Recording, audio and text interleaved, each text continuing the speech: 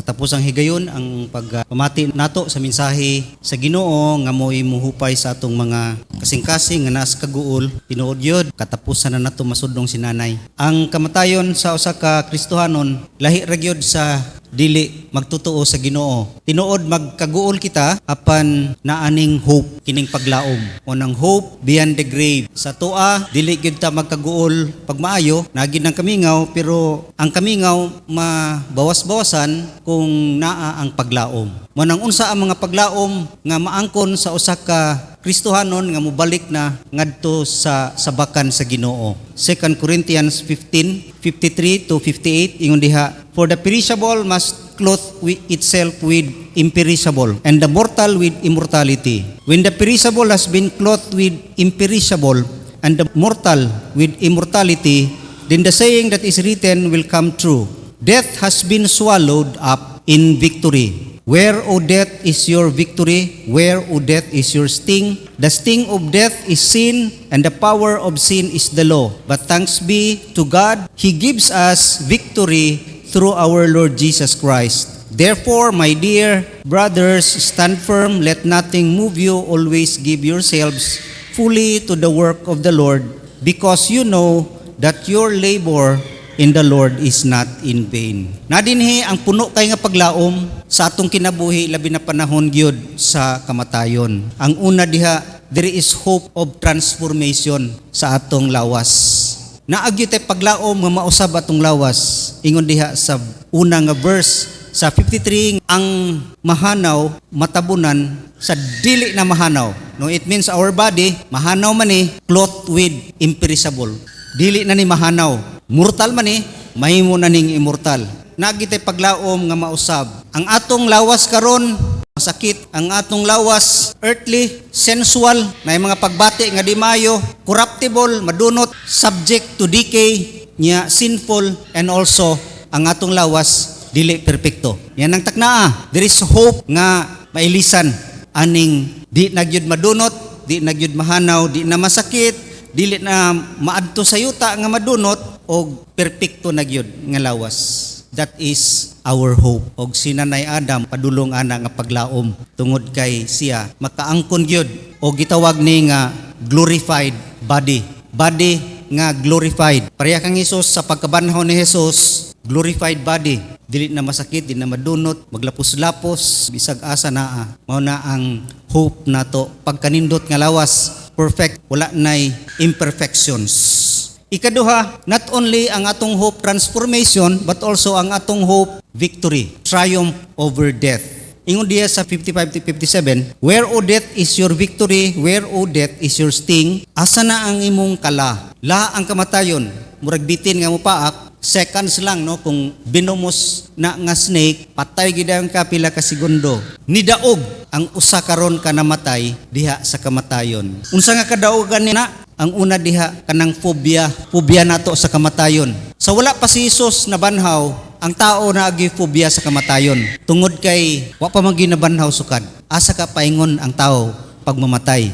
Simpre paingon kita tanan sa impierno. Mao gina ang kahadlukan kaniadto, that is fear of death. Natay phobia, miserable kung ang tao naana sa kamatayon, nagtinga na. Hadlok gyud kayo tungod kay naagyod ning kabalaka kung asa ta paingon. Hopeless situation. Pero sa dihang si Hesus na banhaw, nakasinati na ang tao nga pwede puday ta mabanhaw. Mao nang napildi na ang power sa death nga mao ang phobia, fear nga kahadlukan ginato ang kamatayon. Nga pagtuo nato ang kamatayon is the end of life. Dili di ay. Instead, doorway no na. Mao hinuon na ang purtahan paingon sa way katapusan nga kinabuhi, eternal life diha sa Ginoo.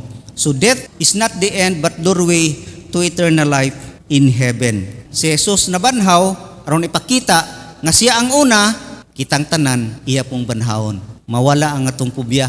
Ikaduha, unsa pagay ang kala sa kamatayon? Ang kamatayon god ang root cause nganong naay kamatayon tungod gid na sa sala. Ingon diha sa Romans 6:23, "For the wages of sin is death, death eternal, death spiritual, death ngadto sa impierno, hangtod gyud sa kahangturan. Walay makahimo pagluwas tong kaugalingon, ungway mulukat nato." Mao nang pinaagi sa pagdaog ni Jesus, mo na ingon diha, nidaog si Jesus sa sala. Ang resulta sa sala, ang kamatayon, apan pinaagi sa gibuhat ni Jesus kanato. Ingon diha sa Romans 5:8, but God demonstrates His own love for us in this, while we were still sinners, Christ died for us. Pinaagi sa kamatayon ni Jesus sa cross, gibayran niya tanan ang atong mga sala aron kita maluwas sa kamatayon ngadto sa impierno.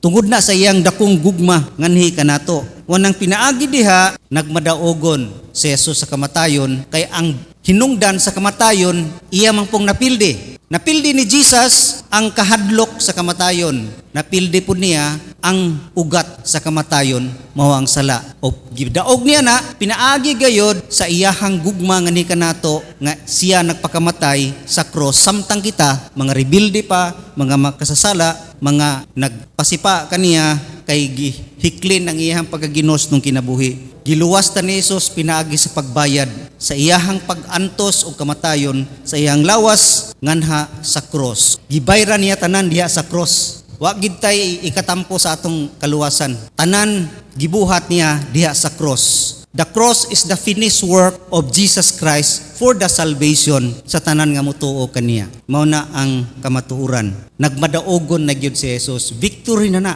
Mo nang ingon siya, it is finished. Finished na ang work sa salvation tungod kay gibayran nako tanan ang utang ninyo nga dili mo kabayad niya na bisag gamay di mo kabayad.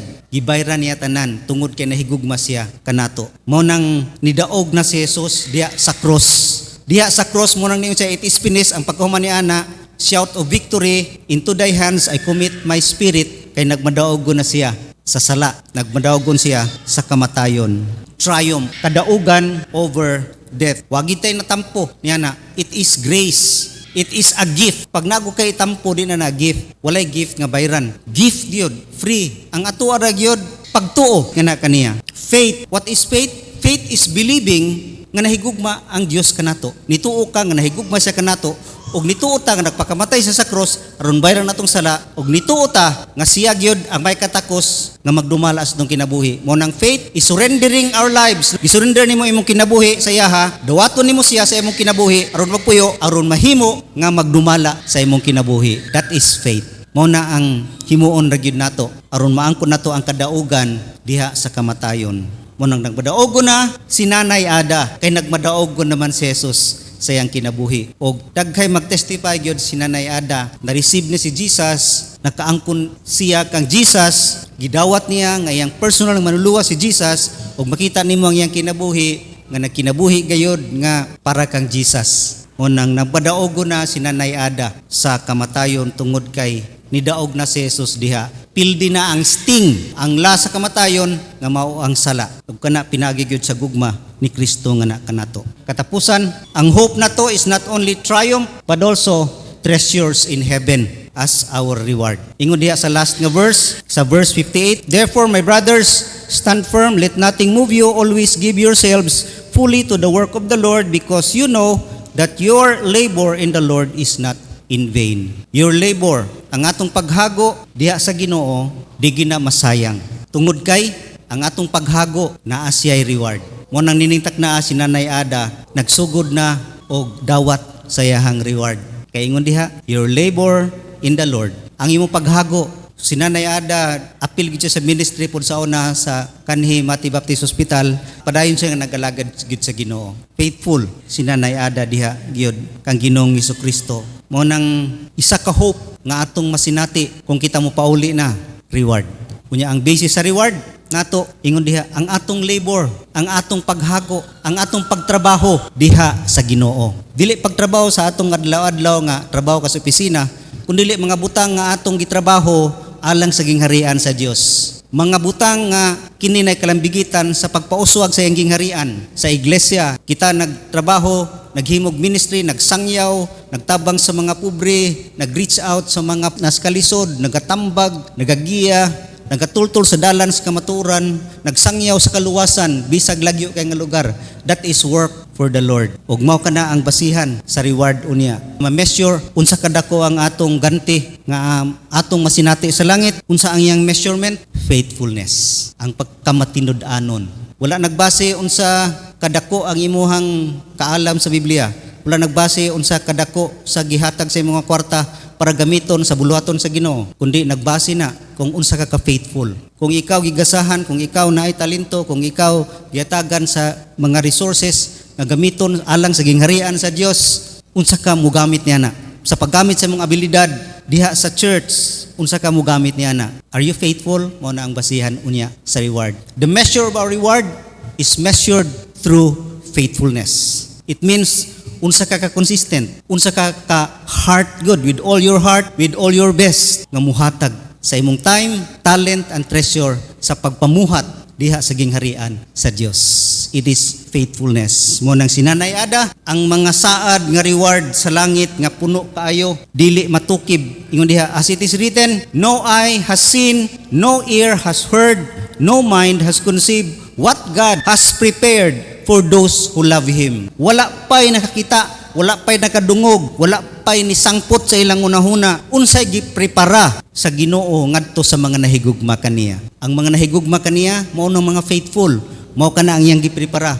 Surprise, wa pa ginakakita ana. Kung ang Ginoo gani mo surprise kanato, ganahan maganitag na mo surprise kanato, murag makahilak pud ta. Labi na ka kung ang Ginoo mo surprise kanimo. What a great surprise unya. Sa reward nga iyang i-reveal nga ni kanato kung kita faithful diha kaniya. Sinanayada, yan na karon nang naangkon tungod kay siya makita nato sa dinhi pa siya sa kalibutan, faithful siya sa mga buluhaton sa iglesia. Mao nang hope maangkon na karon no inanayada. Hope of transformation iyang maangkon, hope of victory nagbadaog na siya kay wala na gid siya karon free from worries na siya sa iyang home nga tinud-anay nga naa ito ang comfort, peace, joy. Walay kinutuban nga kalipay yan ang masinati because at the side of God tungod kay naka sa kiliran sa Ginoo perting ninduta gina nga kahimtang. Naangkon na niya karon ang victory, ang kadaugan. Labi na gyud naangkon na niya ang gitagana sa Ginoo nga mga reward nga surprise kayo tungod kay siya matinud-anon diha sa mga buluhaton sa Ginoo. Sa dihang dinhi pa siya nining kalibutana. What a great day kang nang ada kining adlaw. Nga kini mao gyud ang takna nga masinati na niya ang hope nga kaniadto gisaad pa na sa Ginoo karon iya na gyung naangkon. What a great assurance nga ni kanato nga yes, we grieve kita karon labi na sa tibok pamilya nagagrieve gyud pag going home na ni Nanay Ada, but that grief is with hope. Tungod kay si Nanay Ada na experience na niya ang transformation, ang triumph ug ang treasures in heaven nga pag ginakaangkon niya na. So it is a glorious day for Nanay Ada. Para kanato, we need a strength right now nga dawaton nga siya ibalik na gyud sa iyahang tinuod nga Pinoy-anan. Dalaygon na Ginoo magampo ta.